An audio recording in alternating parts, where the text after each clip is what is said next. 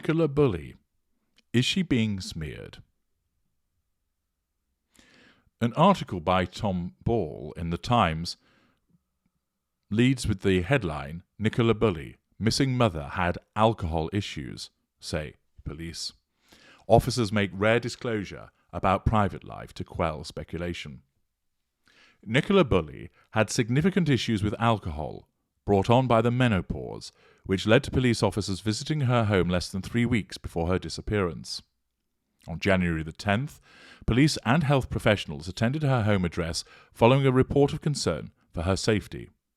The incident is still being investigated, but no one has been arrested, Lancashire Police said.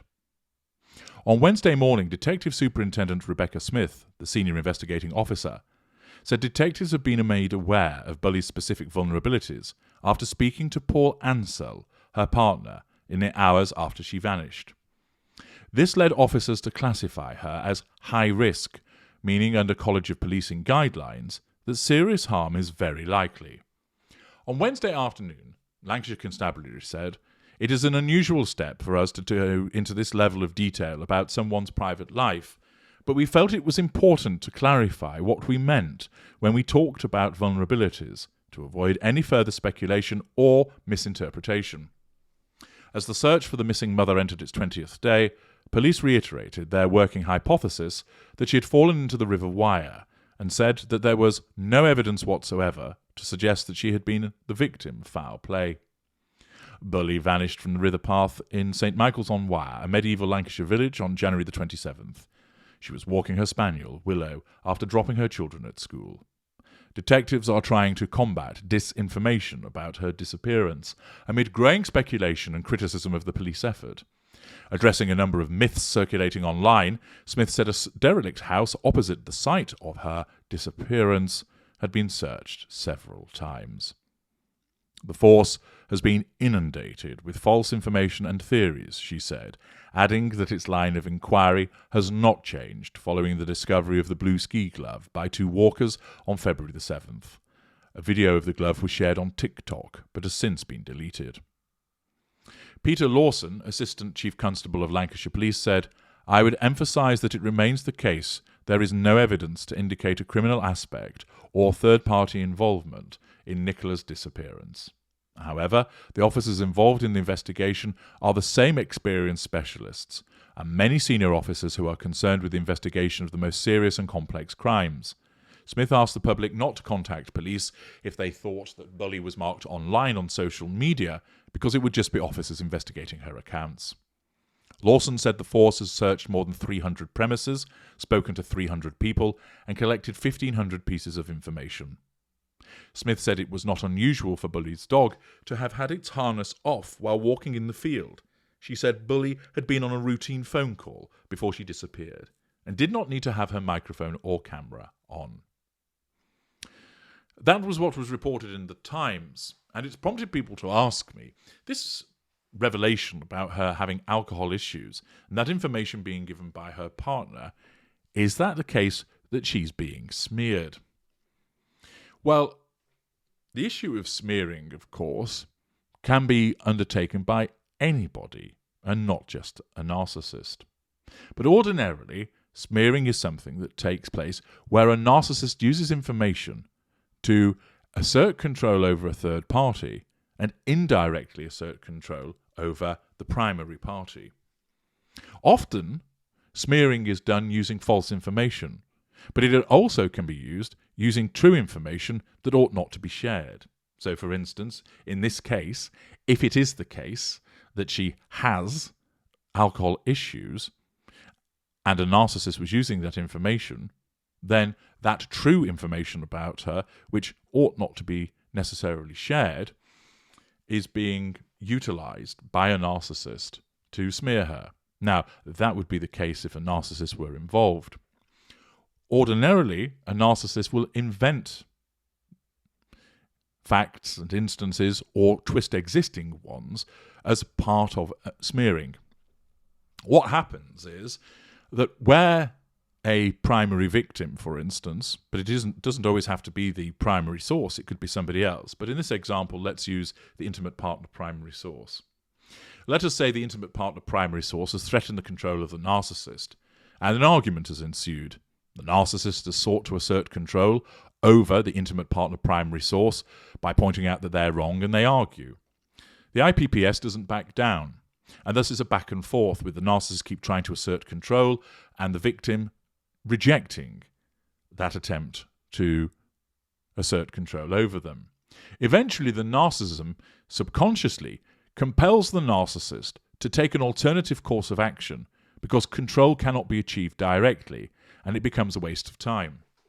Although the narcissist is receiving fuel from that IPPS during the argument, he's not getting the control that is required.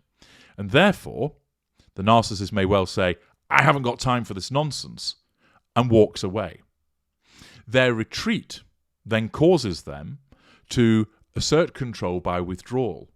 But what they may also do, because the individual is perhaps sending messages to them as they leave, continuing to threaten their control, they ring a friend, or they go and see a friend, and they complain about the behaviour of the intimate partner primary source.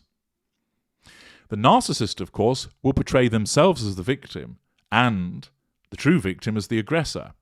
So the narcissist goes and sees a friend and recounts what has gone on, and basically twists what has occurred, saying, "She just started having a go at me for no reason. I'd just been out and I came in and immediately she starts questioning me as to what I've been doing."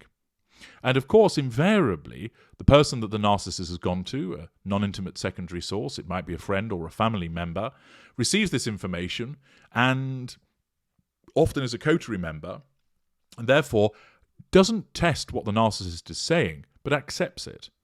And thus, because they agree with the narcissist that the intimate partner primary source isn't a very nice person, that allows the narcissist to subconsciously gain control. So what has happened is that the narcissist wasn't able to get control over the IPPS, and therefore asserts it indirectly by complaining about them to a third party. That third party agrees with the narcissist, showing they are under control, but it also allows the narcissist to get an indirect control over that IPPS. Thus, the narcissist gets that all-important control. But it means that there has been some smearing. And what can happen is that the narcissist may repeatedly go to that friend or family member after repeated arguments and creates a picture through these intermittent smearings. They're not done as part of an orchestrated campaign. They are done on an ad hoc basis. But what it creates in the mind of the recipient third party is that the wife, the IPPS, is difficult, that she's always on at him, that she's perhaps verbally or physically violent. And then, of course, if disengagement occurs, or the IPPS escapes and tries to go to that friend for help, he's less likely to provide it because he has already been brainwashed as a consequence of these intermittent smearings into thinking that she's the problem. And therefore she is aghast when she speaks to this friend complaining about the behaviour of the narcissist to be told, "Well, that's not how I've seen it. You're the problem." So a narcissist will use information which might be true, or more commonly twist the truth or fabricate it in order to smear somebody. The disclosure of the information about Nicola Bulley having significant issues with alcohol has obviously come from her partner, as reported. Is he smearing her? Well, the short answer is we don't know. Why? Because we don't know that he's a narcissist. There's no evidence to demonstrate that he is. Of course, we're not privy to everything that's gone on in their relationship, and more information might come out, but as it stands, there is no information to support that he is. And there is this continued speculation that somehow he is instrumental in her disappearance. There are those that continue, despite there being no evidence to support this, that he is the problem. And again, people have approached me asking, is he smearing her by talking about her having significant issues with alcohol? As it stands, the answer is no. Because, first of all, it isn't narcissistic smearing because we don't know that he's a narcissist because there's no evidence to support that. It also might well be the case that it's true that she does have significant issues with alcohol, and therefore it was appropriate for him to tell the police about this, and therefore that isn't smearing. It isn't some gratuitous disclosure that has been made for the purpose of making her look bad. It is pertinent information that the police need to know, as it might be something that has caught, it's likely to be relevant with regard to her state of mind and behaviours on the day, and could shed further light into what has happened to her. And therefore, given the fact that there is no evidence to support that Mr. Ansell is a narcissist, therefore it's not narcissistic smearing to begin with, but moreover, it seems that it's a valid disclosure to assist the police in understanding what it is that might have happened. Now, of course, there is an outside possibility, because there is information that we don't have, that there's more in this relationship than meets the eye. And therefore, in such circumstances, it might be that he's told them this information to misdirect the police. It's a possibility. But I regard that, based upon the evidence that we see so far, as not the case. As I always explain to people, we must look at the evidence that's placed in front of us. Too many people are issuing speculation about what has gone on here. And therefore that has led some people to ask, is he engaging in smearing of his disappeared partner? Based on the evidence that we have, the answer to that is no. Why? 1, there is no evidence to demonstrate that he's a narcissist. 2, on the face of it, the provision of that information appears pertinent and relevant to an investigation with regard to her disappearance. This does, of course, provide me with a useful opportunity to explain to you how smearing operates, and also to underpin the necessity of the examination of the evidence as presented, rather than engaging in idle speculation. I'm H.G. Tudor. Thank you for listening.